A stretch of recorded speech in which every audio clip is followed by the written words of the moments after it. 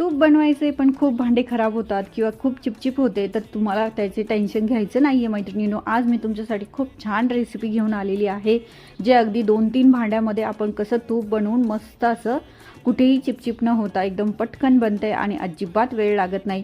तर इथे मी 8 दिवसांपूर्वीची साय काढून ठेवलेली होती, फ्रीजरच्या भांड्यातून नॉर्मल फ्रीजमध्ये ठेवली.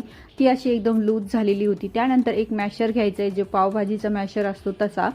त्यानंतर ते एका पॅनमध्ये मस्त असं त्याला मॅश करून घ्यायचे, जोपर्यंत त्याचं दुधाचं पाणी बाजूला होत नाही तोपर्यंत. म्हणजे साय बाजूला होते, मलाई आणि नंतर असं पाणी बाजूला होतं, त्यामुळे आपलं तूप पटकन बनतं. आणि हे फक्त मी 5 मिनटापेक्षा पण कमी प्रोसेस केलेली होती, तरी बघा किती पटकन असं निघालेलं. आणि फक्त एकच घ्यायचे आपल्याला, घट्ट अशी साय घ्यायची आहे, जास्त दूध त्यामध्ये नसलं पाहिजे. आणि गार पाणी टाकून मस्त असं गोळा बाजूला करायचा. आता हे इतकं झटपट बनतं ना, अगदी एक भाजी होण्यापेक्षा पण कमी वेळात आपलं तूप बनवून तयार होतं. आता हे म्हशीच्या दुधाचं साय होती, त्यामुळे त्याचा कलरही व्हाईट येईल, कारण गाईच्या दुधाचं असेल तर ते येलो कलर येतो.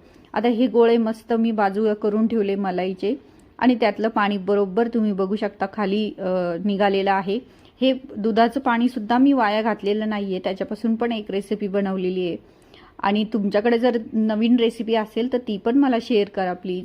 आणि त्यानंतर मी एक पॅन घेतला आहे, मस्त ते सगळे मलाईचे गोळे त्यामध्ये टाकून घेतले आणि एकदम कमी गॅसवरती त्याला होऊ दिलं, कारण फुल गॅसवरती ते वरती जाऊ शकतं, त्यामुळे असं कमी गॅसवरच हळूहळू निघू द्यायचं. आणि तुपाचा वास तर बापरे इतका छान येत होता की माझ्या पूर्ण सोसायटीमध्ये त्याचा वास येत होता, इतका सुगंध छान सुटलेला होता.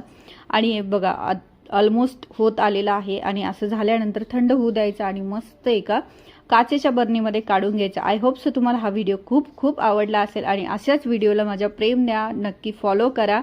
आणि नेक्स्ट व्हिडिओ बघण्यासाठी प्लीज आपल्या चॅनलला सबस्क्राईब करा. बाय, भेटूया.